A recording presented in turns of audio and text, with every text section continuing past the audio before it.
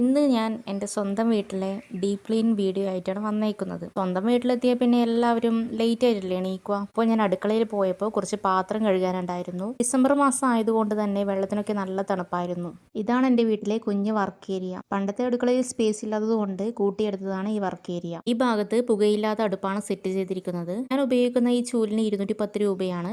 ചെക്കായിട്ടുള്ള ഒരു സൂപ്പർ മാർക്കറ്റിൽ നിന്നാണ് ഞാൻ വാങ്ങിയത്. സ്ഥലം എടുത്തു പറയാൻ കാരണം കഴിഞ്ഞ വീഡിയോയിൽ ഓൺലൈനിൽ നിന്നാണ് വാങ്ങിയത് എന്ന കമന്റ് ഉണ്ടായിരുന്നു. അതുകൊണ്ടാണ് പ്രത്യേകം പറഞ്ഞത്. വർക്ക് ഏരിയയിലെ ഈ ഭാഗത്ത് പാത്രങ്ങളൊക്കെ വയ്ക്കുന്ന ഒരു സ്റ്റാൻഡും പിന്നെ പൊടികളും മറ്റും ഇട്ട് വയ്ക്കുന്ന ബോട്ടിലുകളും ഒക്കെയാണ് ഇവിടെ വയ്ക്കാറ്. അതൊക്കെ ഞാൻ നീറ്റായി തുടച്ചു വെച്ചു. അടുത്തത് ഗ്യാസ് സ്റ്റവ് ക്ലീൻ ചെയ്യലാണ്. അതിനായി ഫ്ലോർ ക്ലീനറും കുറച്ച് ഗ്ലാസ് ക്ലീനറും കൂടി മിക്സ് ചെയ്ത് ഒരു സ്പ്രേ ബോട്ടിലേക്ക് മാറ്റി പഴയ തുണി ഉപയോഗിച്ചാണ് വൃത്തിയാക്കുന്നത്. ജനലിന്റെ ഗ്ലാസും ഞാനിവിടെ വൃത്തിയാക്കുന്നുണ്ട്. കാരണം അതിൽ കുഞ്ഞു കുഞ്ഞു മാറാലകളും പൊടികളൊക്കെ ഉണ്ടായിരുന്നു. അതൊക്കെ വൃത്തിയാക്കി വെച്ചു. അതൊക്കെ കഴിഞ്ഞ് ഞാൻ ഇവിടെ കിച്ചണിന്റെ കൗണ്ടർ ടോപ്പും കൂടെ വൃത്തിയാക്കുന്നുണ്ട്.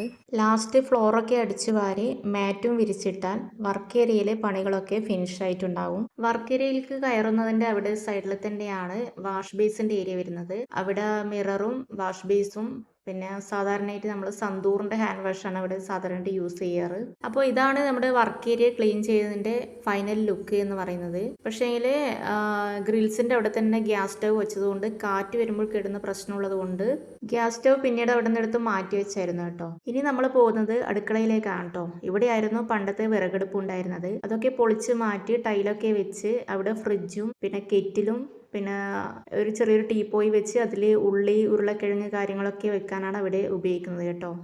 ചിമ്മിണിയുടെ ഉള്ളിൽ ഈ രീതിയിലാണ് കേട്ടോ സെറ്റ് ചെയ്ത് കൊടുത്തിരിക്കുന്നത്. ഇതാണ് ഞങ്ങളുടെ അടുക്കള എന്ന് പറയുന്നത്. അപ്പോൾ ഞാനിവിടെ ക്ലീൻ ചെയ്തുകൊണ്ടിരിക്കുകയാണ്. അപ്പോൾ അവിടെ സൈഡിൽ ഒരു അലമാരയിൽ നിറയെ പാത്രങ്ങൾ വെച്ചിട്ട് നിങ്ങൾക്ക് കാണാം. ഞങ്ങൾ പാത്രങ്ങൾ വലിയ വലിയ പാത്രങ്ങളൊക്കെ വെക്കുന്നത് അവിടെയാണ് കേട്ടോ. ഈ കാണുന്നതാണ് ഞങ്ങളുടെ സെൻട്രൽ ഹാള്. അപ്പോൾ അവിടെ ഞാൻ വൃത്തിയായിട്ട് ക്ലീൻ ചെയ്യുന്നുണ്ട്. ഇതാണ് അപ്പോൾ നമ്മളുടെ ഹാളിന്റെ ഫൈനൽ ലുക്ക്. അതിൻ്റെ ഇടയിൽ എനിക്ക് കുറച്ച് ഉണങ്ങിയ തുണികളൊക്കെ എടുത്തു കൊണ്ടൊക്കെ ഉണ്ടായിരുന്നു.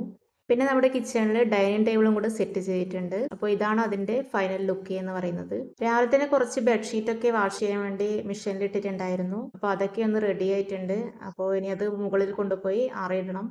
അപ്പോൾ ഇതാണ് എൻ്റെ വീട്ടിൻ്റെ പുറകുവശം എന്ന് പറയുന്നത്. അപ്പോൾ ഇവിടെ ഞാൻ ഒരു ചാക്കിലേക്ക് കുറച്ച് പ്ലാസ്റ്റിക് ഒക്കെ കൊണ്ടിടുന്നുണ്ട്. ഹരിതകർമ്മസേനയുടെ അവർ എല്ലാ മാസവും വന്നിട്ട് കളക്ട് ചെയ്യുന്നതാണ്.